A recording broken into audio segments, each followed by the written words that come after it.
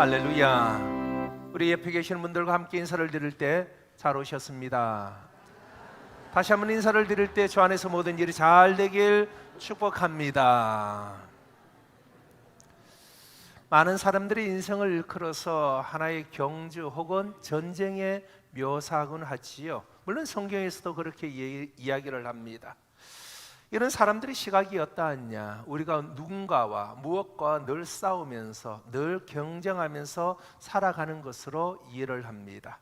여러분, 다른 사람들과 경쟁하고 대적하며 싸우고 심지어는 자신과와 싸워서 이 모든 싸움에서 그 누구도 패배하기를 원하는 사람은 없을 거예요.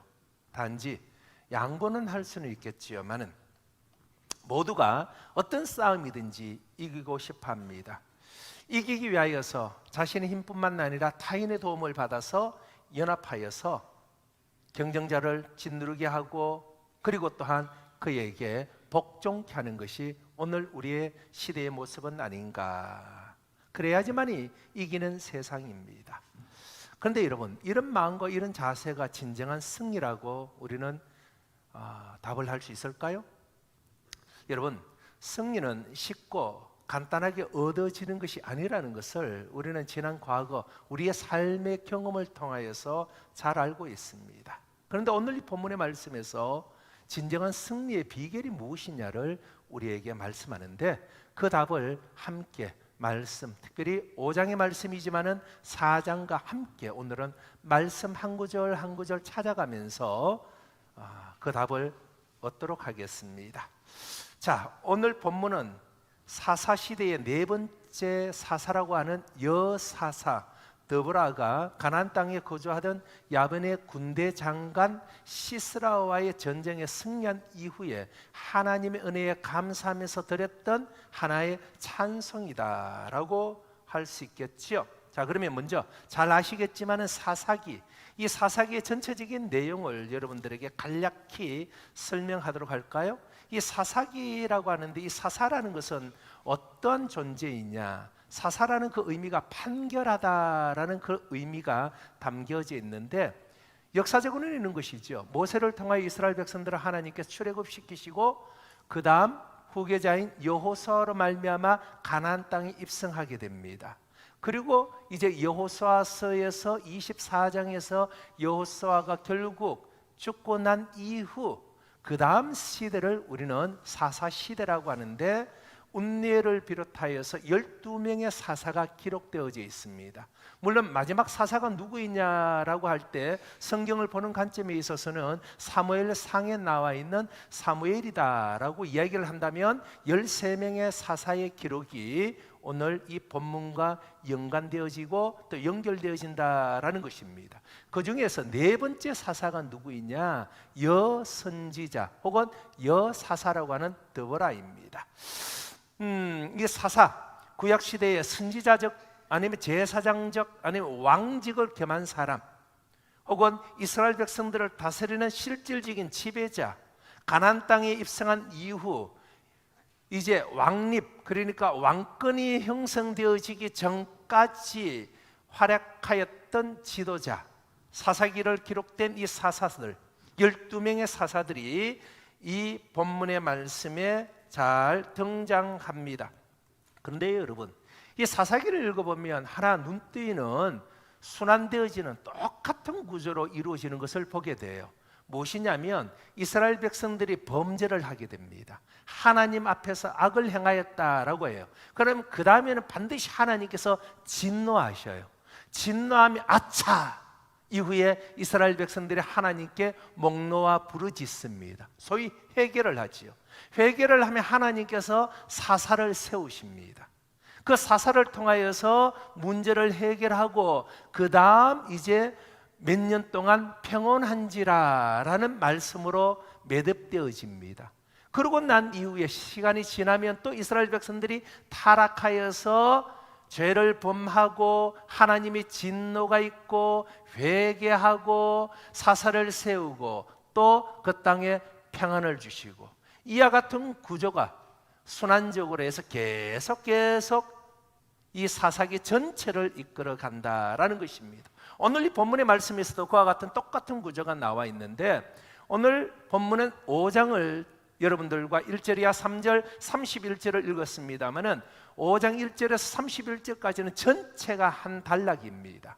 그러니까 하나의 사건을 가지고 찬양하였던 찬양의 시이다라고 할 수가 있는데요, 이 5장은 4장의 이 내용을 이해하고 연결시킬 때만이 5장을 해석할 수가 있습니다. 그러니까 4장과 5장은 같은 사건이다라는 것을 알 수가 있는데, 그 증거로서 5장 1절을 우리 함께 이제 찾아서 읽어보도록 할까요?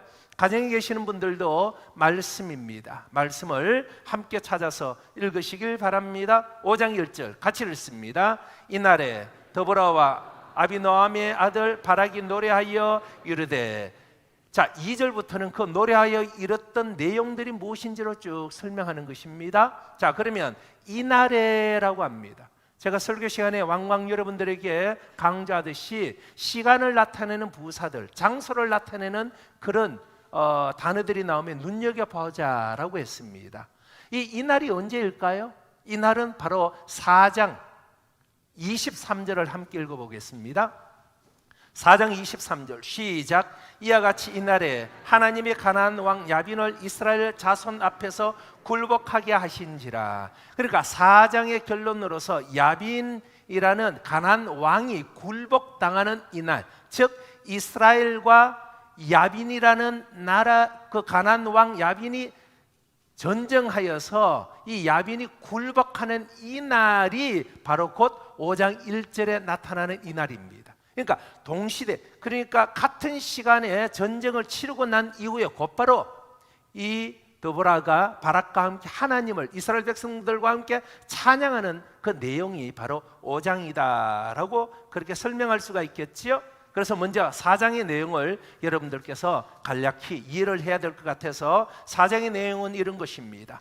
방금 전 이야기처럼 사사기의 그 전체적인 구조가 순환 구조이다라고 했습니다. 한번 볼까요? 3장 31절 아니군요, 30절입니다. 3장 30절 그날에 모압이 이스라엘 수아에서 굴복하며 그 땅이 몇 년 동안? 80년 동안 평온하였더라라고 하지요. 예, 이 말씀은 사사 에훗을 통하여서 하나님께서 나라 이스라엘을 지키시고 에훗을 통하여서 평안케 하여서 80년의 시간이 지난 이후 이제 4장 1절에 에훗이 죽으니 이스라엘 자손이 또 무엇을 행하였다고요? 여호와의 목전에서 눈앞에서 무엇을 행하였다? 악을 행하였다. 악을 행하게 되지요. 자, 그러면 악을 행하면 하나님께서 어떻게 합니까? 이 가나안 주변의 나라를 세워서 이스라엘을 괴롭게 하지요. 자, 그 내용이 바로 2절의 말씀입니다. 여호와께서 사솔에게 통치하시는 가나안 왕 야빈의 손에서 그들을 파셨으니, 그들이라는 것은 이스라엘을 넘겼다라는 것입니다.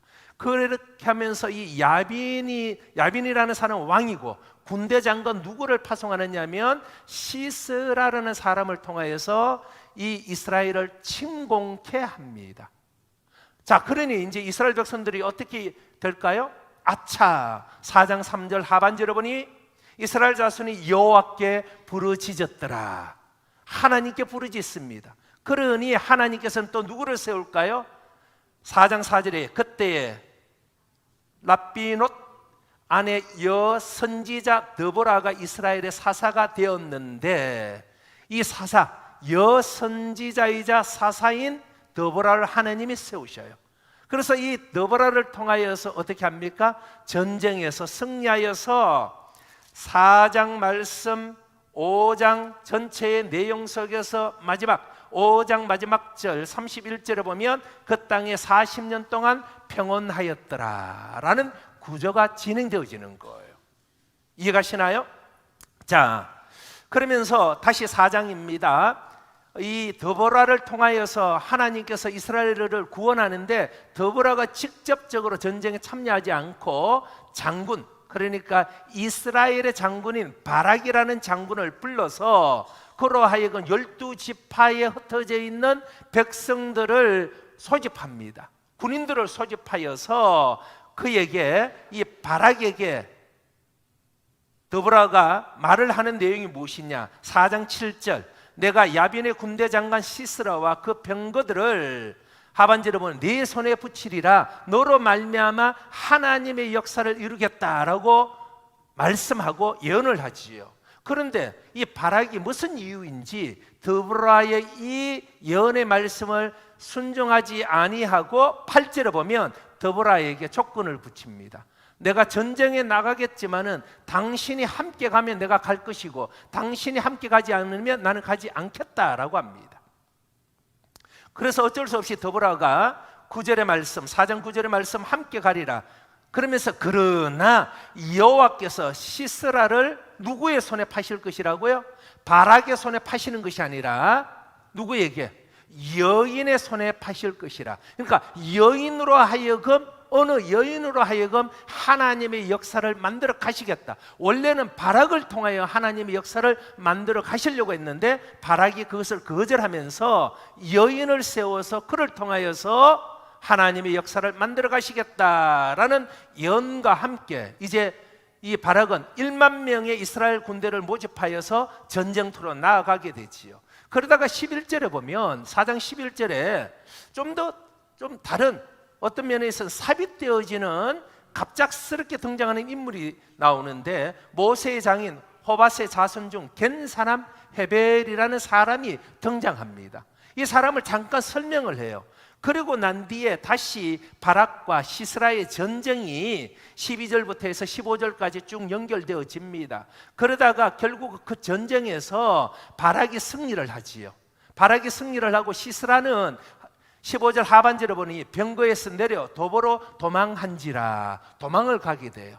여기에 있는 내용들 속에서 구체적으로 어떻게 승리하였는가에 대한 것은 5장에서 또 첨부적으로 그것을 설명을 하고 있습니다.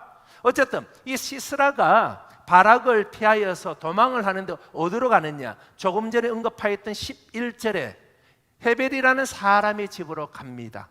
가는데 공교롭게도 이 헤벨이라는 사람이 출타 중입니다. 그래서 시스라를 영접하는 사람이 누구냐면 헤벨의 아내 야엘이라는 사람이 그를 영접을 해요. 그러면서 최대한 예우를 합니다. 시스라를 위하여서 잠자리와 음식을 제공합니다. 목이 말라서 물을 달라고 하니 물 대신에 우유를 제공하면서 마음의 심신을 안정케 합니다. 그러면서 시스라가 이제 4장 20절에 보면 이런 말을 해요. 그가 또 이르되, 그라는 것은 시스라입니다. 장막문에 섰다가 만일 사람이 와서 네게 묻기를, 야엘 너에게 묻기를 여기 어떤 사람이 있느냐 하거든 너는 없다 하라, 그렇게 명령하듯이 지시를 하고 잠에 들어버립니다. 근데 이 성경에 여기에 만일 사람이 와서라고 하는데 이 사람은 누구를 이야기할까? 바락이겠죠. 아니면 바락의 그 추종자들, 그러니까 시스라가 도망을 했으니까 추격을 했지 않을까요? 그런데 이 사람이라고 이야기하는데 히브리 성경에서는 여기에 사람이라고 하는 이 단어가 남자라고 그렇게 표현을 합니다. 그러니까 만일 남자, 바락이 와서 묻기를 여기 남자 시스라가 있느냐라고 하면 너는 대답을 어떻게? 여기 아무도 없습니다 라고 대답하라는 것입니다. 그런데 이 대목이 아이러니한 것은 그의 말, 그러니까 이 시스라의 말대로 그의 운명이 여기서 없어집니다. 없다 하라라고 했는데 결국 여인의 송연에 그가 없다라고 말하는 것처럼 그를 찾는 자가 왔을 때 이미 그는 이 세상의 사람이 아니었지요. 어쨌든 시스라가 잠이 들 때에 야엘이 어떻게 하느냐? 사실 4장 21절의 말씀이 좀 끔찍한 그런 장면을 묘사하고 있어요. 어떻게 여인이, 아내가, 이 헤벨의 아내 이 야헬이 이와 같이 장막 말뚝, 그러니까 텐트를 치면 고정할 수 있는 말뚝이 있을 것 아닌가요? 그 말뚝으로서 잠자고 있는 시스라의 관자를, 이 관자놀이를 노려서 거기에 망치질을 했다는 거예요. 그래서 죽였다는 것입니다. 그래서 혹자들은 이 말씀을 가지고 이것은 뭔가 좀 너무 과장된 해석이다라고 그렇게 성경학자들에 따라서는 이해를 합니다만은 성경은 그렇지는 않습니다. 왜 이렇게 하였을까? 그것은 조금 전에 말씀과 같이 바락을 통하여서 하나님의 역사를 만들어 가시는데 바락이 그것을 거절하였을 때에 하나님께서는 드보라를 통하여서 누구의 손을 통하여 한 여인을 세워서 그를 통하여서 하나님의 역사를 만들어 가겠다. 그 여인이 누구냐면 헤벨의 아내 야엘이 되었다라는 것입니다. 이렇게 하여서 4장 23, 4절에서 이제 마침내 가나안 땅 야빈은 진멸하였더라. 그러니까 승리를 하였는 거예요.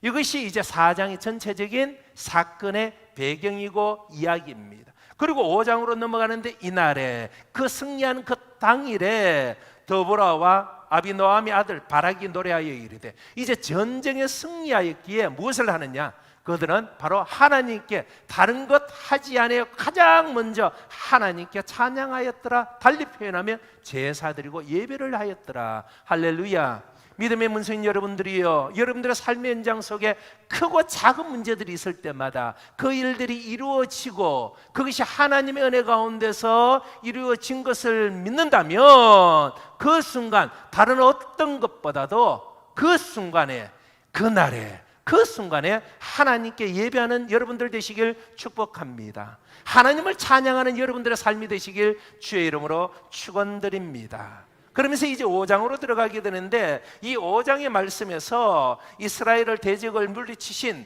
그런 영광스러운 이 승리를 이끌어 주신 하나님께 영광을 돌리는 그런 시적인 표현이지요. 그래서 1절 이하 11절은 승리의 비결이 어디에 있느냐 이것을 우리에게 설명하고 있고, 그리고 12절 이하에서는 다시 한번 조금 전에 4장에서 기술되어졌던 서술되어졌던 그 승리를 축하하는 노래들로 설명을 이어간다라는 것입니다. 자, 보십시다. 이제 5장의 구조입니다. 1절의 말씀과 같이 드보라와 바락이 노래하다라고 합니다. 이스라엘에게 승리를 주신 하나님께 찬양을 올려드리는 것이지요. 드보라가 찬양하고 바락과 온 이스라엘 백성들이 이 찬양에 동참하기를 그렇게 요청하고 있습니다. 그런데 여러분, 성경에 보면 신약과 구약 속에서 많은 찬양 노래가 있습니다. 대표적인 것은 시편의 1편에서 150편이 전체가 다 시이면서 노래라고 하였지요. 그러나 시편을 제외하고 특히 여성이 기록한 노래, 시가 4편이 있습니다. 참고로 여러분들께서 알아주시면 좋을 것 같은데, 성경에서 여인들이 지은 노래가 출애굽기 15장에서 모세의 누이 미리암이 홍해를 건넌 이후에 하나님을 찬양하는 그 노래가 나오지요. 미리암의 노래라고 합니다. 두 번째, 사무엘상 2장에서는 이 한나가 사무엘을 낳고 난 이후에 하나님을 찬양하는 노래가 나옵니다. 그것을 한나의 노래라고 합니다. 세 번째는 오늘 이 본문의 말씀에 나와 있는 드보라의 노래입니다. 마지막 네 번째는 어디일까요? 이제 신약으로 넘어갑니다. 신약으로 넘어가면 누가복음 1장에 마리아의 찬양 노래가 나와요. 누가복음 1장 46절 이하의 말씀에 나오거든요. 그래서 이 네 가지 여인이 하나님을 찬양한 시가 독특하게 등장하는 것 중에 하나가 오늘 본문의 말씀이다라는 것입니다. 그러면서 특히 이 4장과 5장은 이스라엘의 역사는 우리가 알다시피 남성 위주로 역사가 이끌어 나가지요.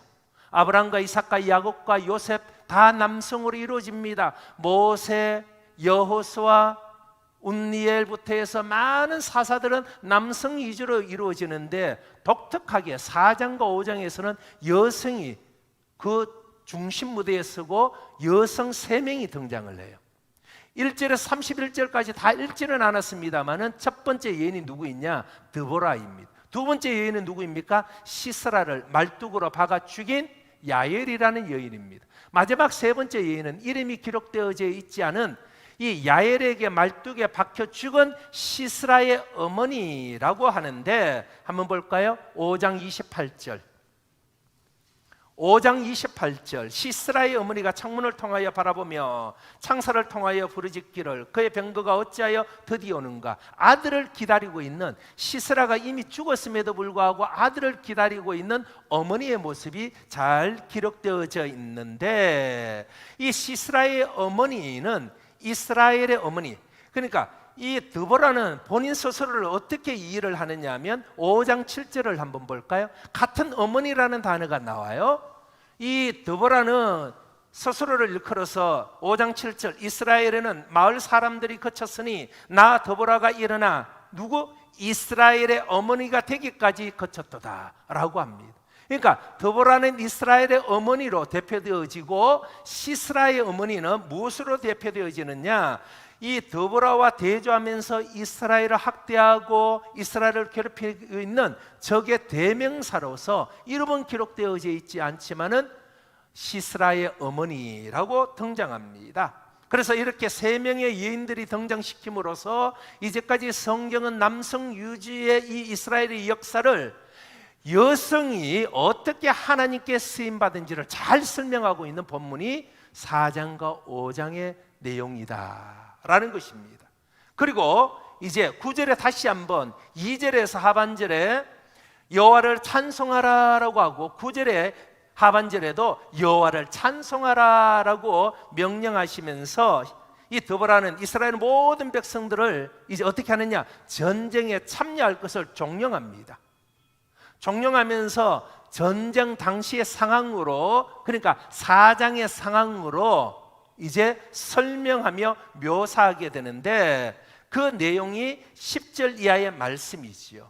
그러면서 14절부터는 이 전쟁에 참여하는 12지파의 이 지파들의 목록이 나와 있어요.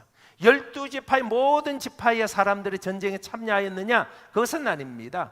그래서 이 드보라는 전쟁에 참여한 지파를 하나님의 이름으로 축복하고 불참한 지파는 저주하는, 꾸짖는 내용이 나와요. 드보라는 지파들의 참여도에 따라서 지원한 지파들, 불참한 지파들, 지원한 지파들 중에서 목숨, 생명을 걸고 지원한 지파들 이렇게 구분하여서 14절부터 18절까지 그 말씀이 기록되어져 있고, 이제 이렇게 해서 4장의 말씀과 같이 그 모인 지파들의 남성 이 용사들의 수가 1만 명이 되었는데 이 1만 명을 이끌고 바락과 함께 드보라는 기손강이라는 곳으로 갑니다. 기손강은 어디냐면, 우리는 이스라엘을 생각하면 요단강만 생각하시겠지만은 요단강은 지류고, 원주류고 그 옆에 지류들이 있겠죠. 우리로 보면 한강이 있으면 남한강, 북한강이 있듯이 청계천에 서로는 물이 모이듯이 그런 작은 강입니다. 그런데 이 기손강에서 전쟁이 벌어지는데 이때는 언제 있냐? 건기입니다. 건기.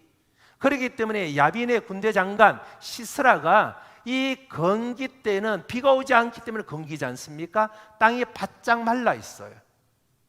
그래서 강을 건넌다는 그 개념이 없습니다만은 5장에서 4장이 설명하지 않고 있는 비하인드 스토리, 숨겨진 이야기들을 조금 더 설명을 하는데 5장 20절을 볼까요? 별들이 하늘로부터 싸우되 그들이 다니는 길에서 시스라와 싸우더다. 21절을 한번 읽어볼까요? 시작. 기손강은 그 무리를 표류시켰으니 이 기손강은 옛강이라 내 영혼아 네가 힘 있는 자를 밟았도다. 예, 이 말이 뭐냐면 하나님께서 이 전쟁에 직접 참여하셨다는 것입니다. 그래서 우기철에 아님에도 불구하고 하나님께서 하늘에 비를 내리셔서 그 강이 범람하게 함으로 말미암아서 이 가나안 왕 야빈 그리고 시스라가 당황하게 하고 도망케 하는 그 내용이 이 내용입니다. 그래서 도망하게 되지요.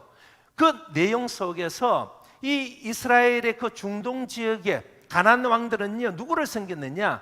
유일신은 야훼 하나님을 섬기는 것이 아니라 가장 잘 섬긴 신은 바알 신입니다. 농사의 신이라고 하잖아요. 농사의 신은 무엇을 주관해야 됩니까? 비를 주관해야 돼요. 그들은 어떻게 일을 하였느냐? 바알 신은 건기에는 잠을 자고 우기에는 깨어있다라고 생각을 합니다. 그런데 이 건기에 하나님의 역사로 말미암아 비를 내려서 이 기손 강이 범람하였다라고 했을 때는 이들이 어떻게 느낄까요? 바알 신이 이 일을 한 것이 아니라 바알보다 더 강력한 신이 이 건기 때 비를 내려서 범람하게 하였다라고 판단하게 하는 것이지요. 그래서 이 전쟁이 하나님을 통하여서 역사한 것임을 그들 스스로가 인정하게끔 하고, 거기에 군대 장관인 시스라는 어쩔 수 없이 도망을 가게 되지요. 그것이 어디라고요? 헤벨의 집 장막, 헤벨의 아내 야헬을 만나게 됩니다. 그런데 여기에서 보면 5장 다시 한번 23절을 볼까요? 4장에서는 기록되어져 있지 않는 또 다른 세부적인 내용이 나와요.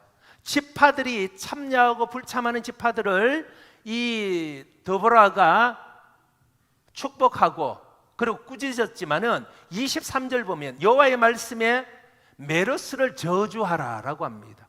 이 메로스라는 이 지역의 이름인데, 이 메로스는 성경 신구약에 유일하게 이곳에만 등장합니다. 그래서 어딘지 정확하게는 알지는 못하지만은 추측컨대 이스라엘 땅, 그러니까 이스라엘 12지파 중에 한 지파의 땅이 아닐까라고 합니다. 어쨌든 군대 소집을 하였습니다. 그럼 당연히 이스라엘 백성들은 적군과 싸우기 위하여서 남성들을 차출하여서 전쟁에 나가야 되는데, 메로스라는 지역의 사람들은 그것을 거절합니다. 그 거절하였을 때 하나님께서 여호와의 사자의 말씀에 여호와의 천사를 보내어서 이 메로스를 저주하는데 2번이나 저주하죠. 메로스를 저주하라, 너희가 거듭 그 주민들을 저주할 것은, 그 이유가 그들이 와서 여호와를 돕지 아니하였기 때문이다 라고 합니다. 여호와를 돕지 않았기 때문에 그들을 저주하면서, 이들은 누구일까요? 이스라엘 사람이잖아요. 이스라엘 백성 중에 여호와의 저주를 받은 사람이 있는 반면에 그 다음에 등장하고 있는 24절은요, 겐 사람 헤벨의 아내 야헬은 이가 누구일까요? 예, 이방인입니다. 다른 여인들보다 복을 받을 것이니. 그러니까 너무 아이러니하지요. 하나님의 선민 이스라엘의 백성들 중에서는 여호와의 저주를 받는 자가 있고, 이방인인 이 여인은 무엇이라고 이야기합니까? 다른 여인들보다 복을 받을 것이니 장막에 있는 여인들보다 더욱 복을 받을 것이로다. 할렐루야. 예, 너무나 대비적이고 대조적으로 이야기하지요. 그런데 이 말씀 역시도 다른 여인들보다 복을 받을 것이다 라는 이 말씀이 신구약을 보면요, 딱 2군데 등장합니다. 방금 이 말씀, 야헬의 경우에 다른 여인들보다 복을 받을 것이다 라고 이야기하였다면, 예수님께서 예수님의 어머니, 그러니까 하나님께서 예수님의 어머니를 향하여서 누가복음 1장 42절에 여인 중에 네가 복을 받으며 라고 합니다. 그러니까 여인에게 하나님께서 직접적으로 말씀하시면서 복을 받는다라고 할 때 이 이방인 야헬과 마리아 2군데 등장한다. 그리고 난 뒤에 28절로 넘어가면, 그래서 이 야헬을 통하여서 시스라를 끔찍하게 죽이게 되지요. 그리고 28절이야 31절에 또 다른 여인 시스라의 어머니는 이 사실을 모릅니다.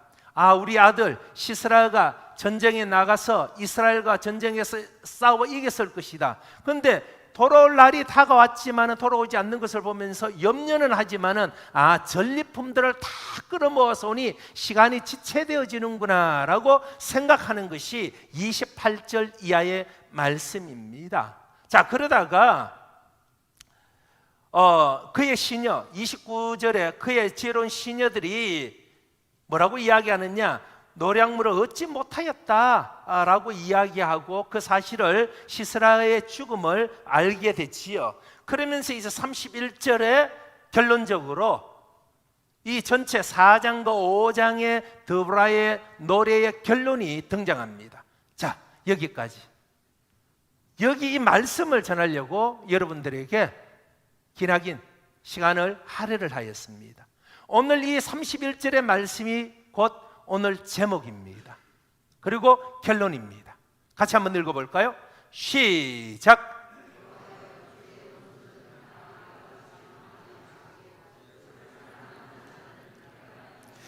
여호와의 주의 원수들은 다 이와 같이 망하게 하시고 주를 사랑하는 자는 해가 힘있게 도듬갑게 하옵소서.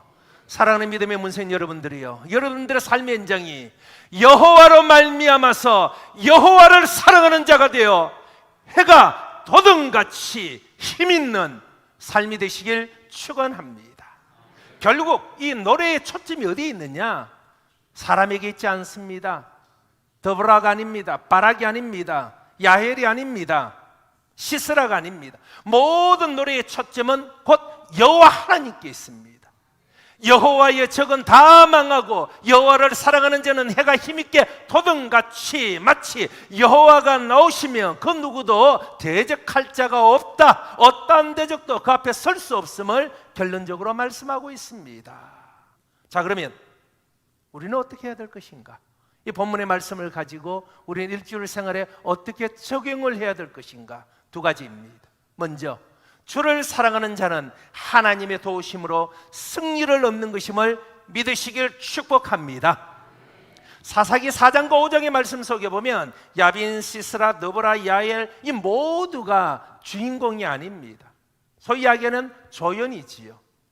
그것을 알 수 있는 것이 4장 본문의 시작 2절의 말씀에 보면 뭐라고 이야기합니까? 여호와께서, 주어가 여호와입니다. 여호와께서 목적어가 아닙니다. 그리고 4장 23절에서도 뭐라고 이야기하죠? 이와 같이 이 나라의 하나님이, 여호와 하나님이 주어이시고 주체이십니다. 하나님께서 이 모든 전쟁의 진정한 주체임을 말씀하고 있습니다. 여러분, 왜 하나님께서 이스라엘 백성들을 훈련시키기 위하여서 가나안 왕 야빈이라는 적을 사용하여 치게 하시고 이스라엘 백성들의 부르짖음에 구원하시는 그 하나님의 은혜와 구원의 역사를 본문에 기록하고 있을까요? 왜 하나님께서 이스라엘 힘들게 하는 이방 나라들을 그냥 남겨두었을까? 왜 하나님께서 오늘 2022년을 살아가고 있는 저와 여러분들의, 우리들의 삶 속에 수많은 문제들을, 그것이 건강의 문제이든지 재정의 문제이든지 자녀의 문제이든지 산전 수많은 문제들을 남겨두었을까? 한번 생각해 보셨나요? 아니, 하나님의 사랑이시라면 우리의 모든 염려, 걱정, 근심들을 다 제거해 주신다면 얼마나 좋을까? 우리는 그런 생각을 할 수 있잖아요. 그런데 사사기 3장에서는 그 이유를 우리에게 3장 4절에 이와 같이 말씀합니다. 사사기 3장 4절, 남겨두신 이 이방 민족들로 이스라엘을 무엇하사? 시험하사.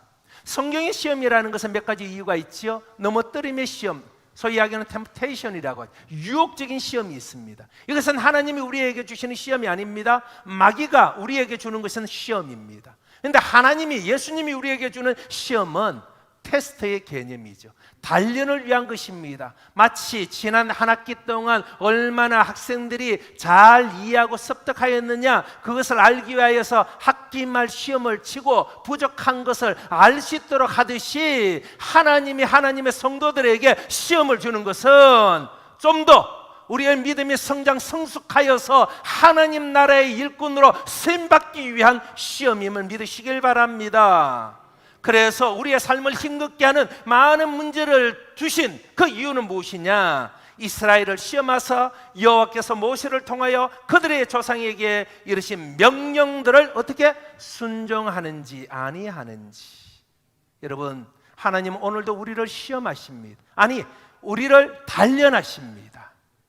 그 시험 단련의 목적이 무엇입니까? 하나님의 말씀에 순종하는지 불순종하는지. 만약에 우리가 순종하게 된다면 오늘 이 본문의 말씀의 결과와 같이 주의 원수들은 다 이와 같이 망하게 하지만은 주의 말씀에 순종하는 즉 주를 사랑하는 자들은 해가 힘있게 토등같이 승리를 주시는 하나님이심을 믿으시길 축복합니다. 여러분, 하나님의 약함은 인간의 강함보다 더 강합니다. 내가 싸우는 육적, 내가 싸우는 정신적, 내가 싸우는 영적인 전쟁도 하나님의 전쟁임을 믿으시며 신뢰하십시다. 세상이 아무리 강해도 내가 싸우는 것이 아니라 나의 배후에서, 나의 등 뒤에서 나와 함께 싸우시는 하나님이 있음을 믿으시면서 이번 한 주간 녹록지 않은 세상 속으로 당당히 발걸음을 옮길 수 있는 여러분들이 되시길 소망합니다. 그리고 승리를 쟁취하시는 승리의 주인공이 되시길 소망합니다. 하나만 더 할까요? 23절의 말씀과 같이 여호와의 사자의 말씀에 메로스를 저주하라. 너희가 거듭거듭 그 주민들을 저주할 것은 그 이유가 그들이 와서 누구를 돕지 아니하며 여호와를 돕지 아니하며. 두 번째, 주를 사랑하는 자는 여호와를 돕는 자임을 믿으시길 축복합니다. 주를 사랑하는 자는 하나님의 도우심으로 승리를 얻지만은 또 주를 사랑하는 자는 역으로 하나님을 돕는 자이다. 여러분 하나님이 우리를 도우시는 분인가요? 우리가 하나님을 돕는 자입니까? 예, 맞아요. 하나님이 우리를 도우시지 우리가 감히 어떻게 하나님을 도와요? 뭘 가지고 돕겠습니까? 그런데 말씀해 보니 저주받은 자들의 모습이 무엇이냐? 뭐라고 이야기합니까? 그들이 와서 누구를 돕지 아니하였다고요? 이스라엘을 돕지 아니하였다라고 이야기하지 않고 주어를 여호와를 돕지 아니하여서 저주를 받았다라고 합니다. 여러분, 우리가 하나님은 여호와를 도울 수가 있을까요? 그럼 이 말씀이 무슨 말입니까? 맞습니다. 하나님의 역사는요, 하나님의 역사는 인간과 우리와 함께 행하시는 역사이지 하나님 홀로 하시는 역사가 아닙니다. 하나님이 힘이 부족하여서가 아니라 하나님의 온전하신 역사는 사람을 통하여 역사하십니다. 하나님의 온전하신 역사는 드보라를 통하여, 바락을 통하여, 이스라엘 백성들을 통하여 역사가 이루어질 때 진정한 승리가 나타나는 거예요. 그래서 하나님께서는 사람들에게 승리를 허락하여 주시고, 또한 사람은, 우리 인간은 하나님의 그 권능을 받고 그냥 사과나무에서 입을 벌리며, 배나무에서 밑에서 입을 벌리며 사과가 떨어지기까지 그냥 기다리는 것이 아니라 무엇을 하는 것입니까? 행동으로 나가는 거예요. 우리가 행동으로 나아가는 것을 여기서 무엇이라고 이야기합니까? 여호와를 돕는 것이다 라고 합니다. 하나님도 우리의 도움이 필요하십니다. 하나님의 도우심이란 구체적으로 무엇입니까? 예, 하늘에서는 전쟁이 이루어지는 동안에 땅에서도 전쟁이 이루어지고 있잖아요. 메르스는 여호와의 용사들로 도울 적들을 치지 아니하고 그래서 저주를 받았습니다. 그들이 전쟁 중에 있는 이스라엘을 돕지 않았다는 것이지요. 하나님의 구원의 역사에 참여하는 자와 참여하지 않는 자의 운명을 우리는 잘 보고 있습니다. 참여하는 자는 기적 같은 승리를 맛보지만은 하나님의 역사에 참여하지 않는 자는 저주가 임한다라고 합니다. 여러분, 우리는 우리의 책임이 잊은 채 하나님께만 매달려 있는 그런 모습이 있지 않습니까? 모든 것이 하나님께 달려 있습니다. 모든 것을 하나님께 맡깁니다. 예, 맞습니다. 그런데 거기에는 함정이 있어요. 다 하나님이 하셨습니다. 옳은 표현입니다. 그러나 거기는 함정이 있습니다. 하나님이 다 하셨지만 누구를 통하여 하신다고요? 바로 장로님을 통하여, 바로 성도 여러분들을 통하여, 바로 문성교회를 통하여서 교회를 통하여 나타나는 것임을 믿으시길 축복합니다. 하나님께서 함께 하시고 물론 앞장서서 나가시고 하늘에 싸우셔서 승리를 이끌으십니다마는 하나님께서는 함께 일할 자를 또한 부르셔서 하나님을 도울 기회를 주시고 그 돕는 자에게 하나님의 복이 임하더라. 말씀을 맺겠습니다. 여러분, 신앙이라는 것은 수동적인 것이 아닙니다. 신앙은 정말 적극적인 결단과 참여와 헌신이 요구되어집니다. 이 모든 것은 하나님에 대한 믿음을 잘 반영하는 것이지요.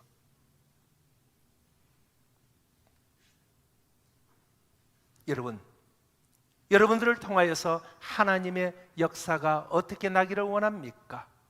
주를 사랑하는 자에게 주시는 복이 무엇이라고요? 해가 힘있게 돋음같이. 무슨 말일까요? 미래가 영광스럽게 열린다라는 것입니다. 이제 말씀 정리하십시다. 여러분들의 삶의 현장에 이번 한 주간 동안에 주를 사랑하는 자가 되어서 주님의 도우심과 함께 주를 돕는 여러분들의 삶이 될 수 있도록 한 주간 기도하시길 축원드립니다.